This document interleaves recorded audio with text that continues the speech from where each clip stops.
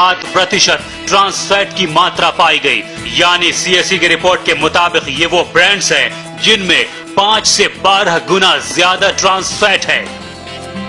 सरकार ने trans fat के ऊपर चिंता जाहिर करी, मगर सरकार ने मानक नहीं बनाए।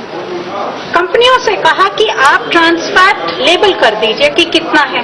अब आप मार्केट जाती हैं, आप कुछ खरीदने जाती हैं तो आप रत लेंगी, तो रत के अंदर लिखा है कि हम इस पैकेट में 8 से 33% ट्रांस फैट है।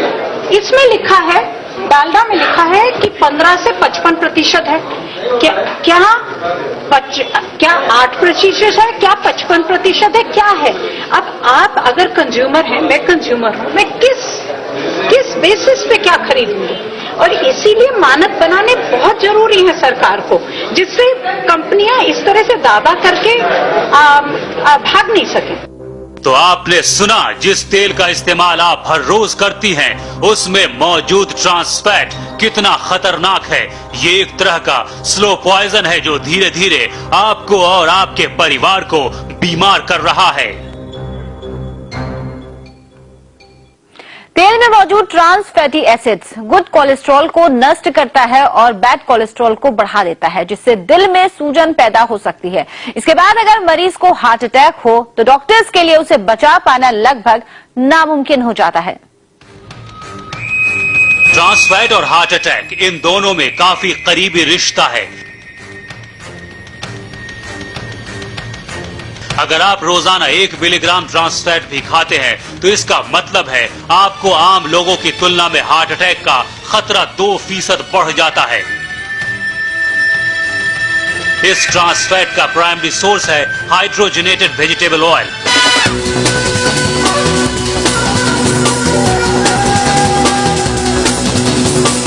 डॉक्टरों का कहना है कि अगर हम अपने खाने में हाइड्रोजनेटेड ऑयल का इस्तेमाल बंद कर दें तो दिल की आधी बीमारियां वैसे ही कम हो जाएंगी।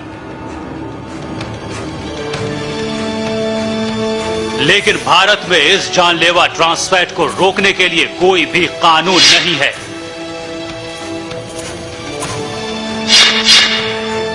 अनस्टेबल एंजाइना या हार्ट अटैक का सबसे इम्पॉर्टेंट रीजन होता है दिल की नस में सूजन आ जाना, और ट्रांस फैटी एसिड्स एक अहम कंट्रीब्यूशन है उसके अंदर।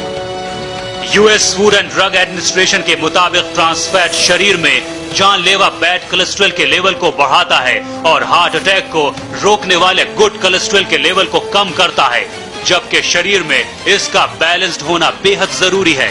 ये ट्रांस फैट आपके दिल का सबसे बड़ा दुश्मन है, जिसकी वजह से हर साल अमेरिका में करीब 5 लाख जबकि भारत में 1 लाख लोगों की जानें जाती हैं।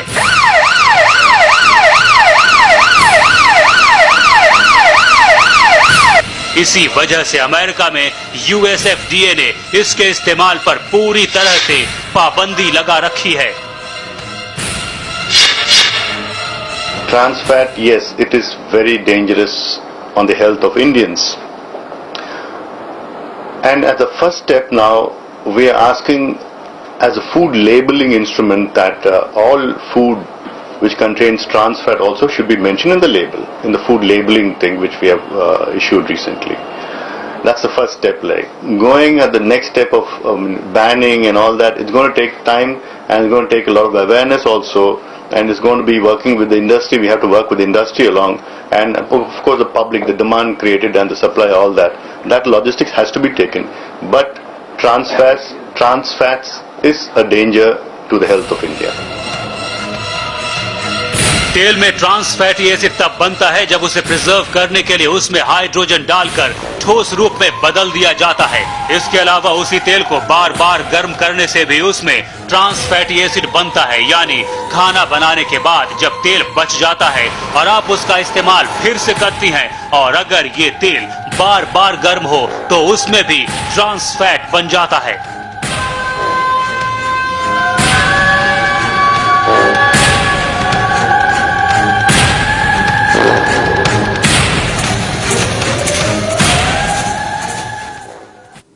बाजार में जो वनस्पति तेल मिलता है उसके पैकेट पर क्या लिखा होता है और इसे खरीदने के दौरान आप क्या क्या सावधानियां बरतें, ये हम आपको बताएंगे, लेकिन इस ब्रेक के बाद।